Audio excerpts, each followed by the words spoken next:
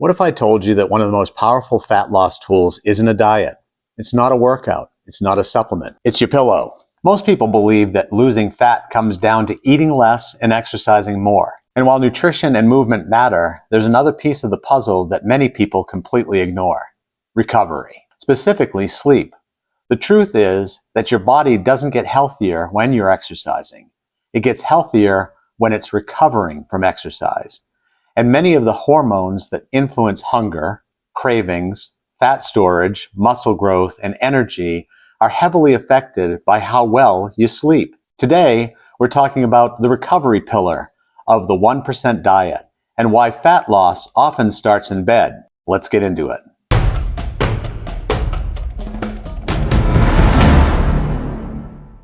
The big mistake most people make. Imagine two people. Both eat the same food. Both exercise the same amount. Both walk the same number of steps. But one sleeps 8 hours every night, while the other sleeps 5. Who do you think gets the better results? Most people assume the answer is about the same, but that's not what research shows us. Sleep deprivation changes the way your body works. When you consistently get poor sleep, your hunger increases because poor sleep is quietly working against you. The hunger hormone ghrelin rises while the fullness hormone leptin falls. That means you're more likely to feel hungry, crave food, and keep eating even after you've had enough. Your cravings increase because poor sleep is quietly working against you. Sleep loss overstimulates the brain's reward center, making high-calorie foods seem more appealing, while weakening the part of the brain responsible for self-control. That means resisting temptation becomes harder, even when you genuinely want to make healthier choices. Your energy decreases because poor sleep is quietly working against you. Sleep loss reduces your body's ability to produce energy efficiently while increasing stress hormones like cortisol. The result is that you feel more tired, more stressed, and less able to bring your best energy to the day. Your motivation drops because poor sleep is quietly working against you. Sleep loss reduces the brain's signal that helps you take action and stay consistent. The result is that healthy habits feel harder to start, harder to maintain, and much easier to put off until tomorrow. Your recovery slows because poor sleep is quietly working against you.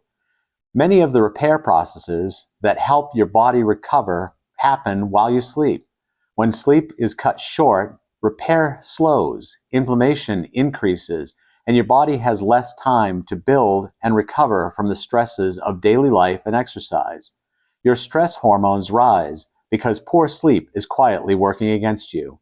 When you don't get enough sleep, your body produces more cortisol, one of its primary stress hormones. Over time, higher cortisol levels can increase cravings, impair recovery, and even send signals that encourage your body to hold on to stored body fat. So, your ability to make good decisions becomes significantly harder when your sleep sucks. Have you ever noticed that after a bad night's sleep, junk food suddenly sounds a lot more appealing? That's not because you're weak. That's biology. Your body is simply trying to find fast energy, and unfortunately, highly processed foods are often the quickest source. This means poor sleep can quietly sabotage your nutrition without you even realizing it. Many people think they have a willpower problem when they actually have a sleep problem. Your body's night shift. Think about sleep like the overnight cleaning crew in a large office building. During the day, hundreds of people are working. Desks get messy, trash accumulates, supplies get used, things wear down. By the end of the day, when everyone goes home, the building still functions, but it's no longer operating at its best. The cleaning crew comes in, trash is removed, repairs are made, supplies are restocked, everything gets reset and prepared for the next day. Your body works much the same way. Throughout the day, you're constantly creating wear and tear.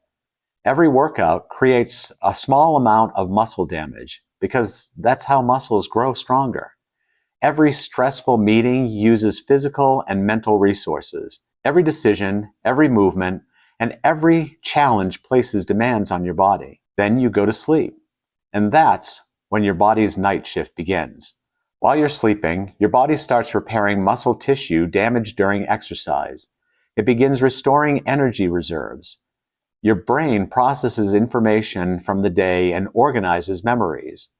Your immune system strengthens itself. Cells throughout your body begin repairing damage that accumulated during the day. Even growth hormone, one of the body's most important recovery hormones, is released in larger amounts during deep sleep. In other words, some of the most important work your body does all day happens while you're unconscious. That's why sleep isn't simply a period of rest. It's a period of active recovery. Your body is literally rebuilding itself.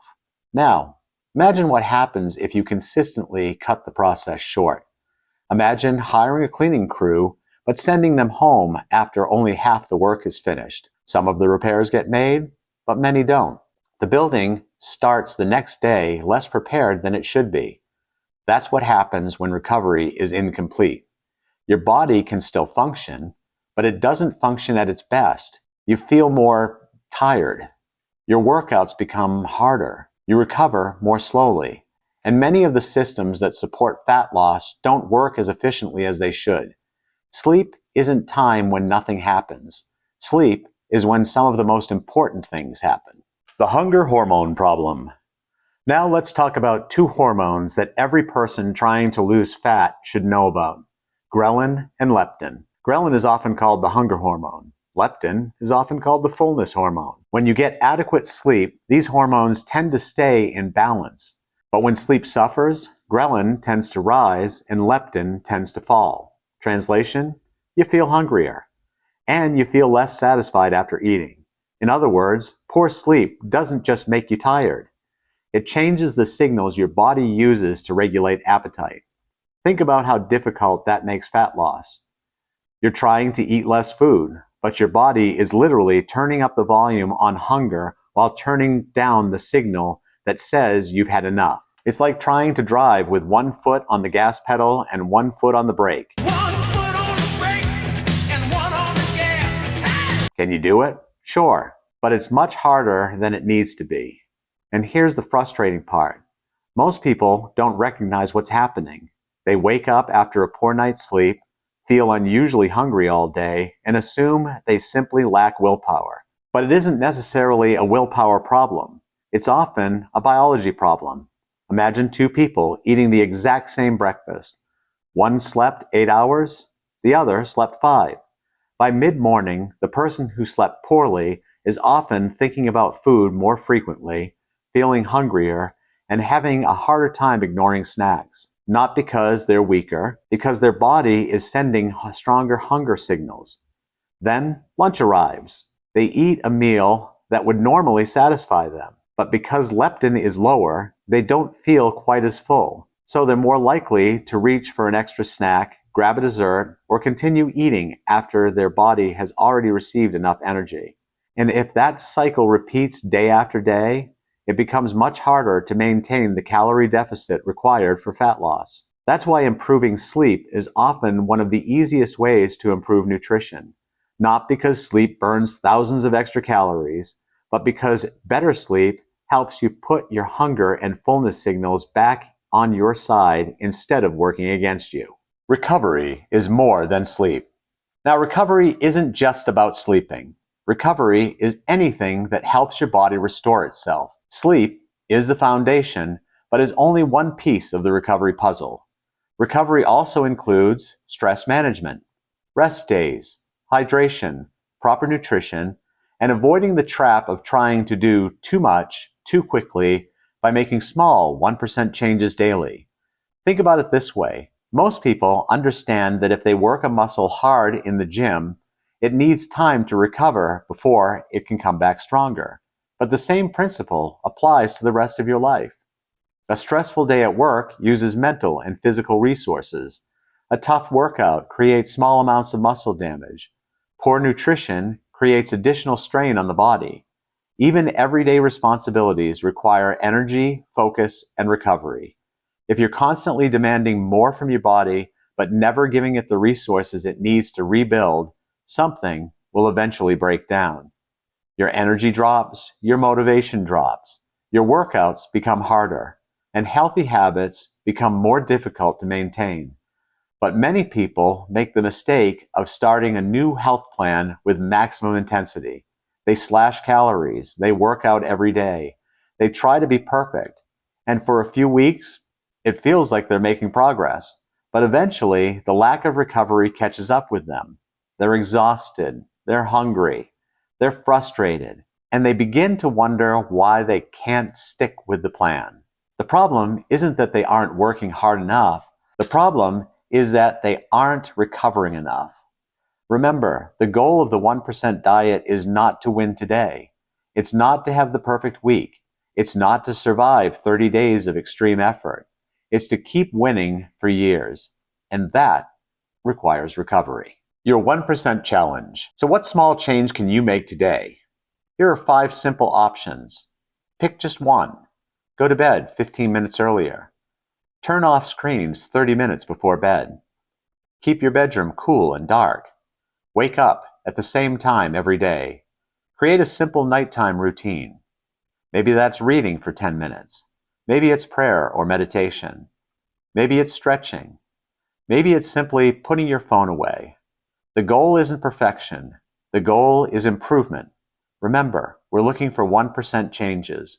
Small actions repeated consistently create massive results over time. Most people think fat loss starts in the kitchen. Others think it starts in the gym. But often, it starts the night before.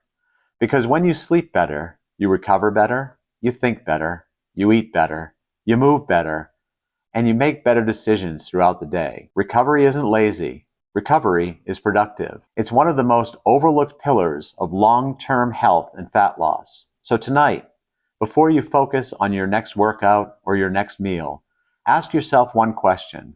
What is one small thing I can do to improve my recovery? Then do it. Just 1%. Because that's how lasting change happens. If you found this video helpful, hit like, subscribe, and ring the notification bell so you don't miss my next video about stress and mindset, the hidden health pillar.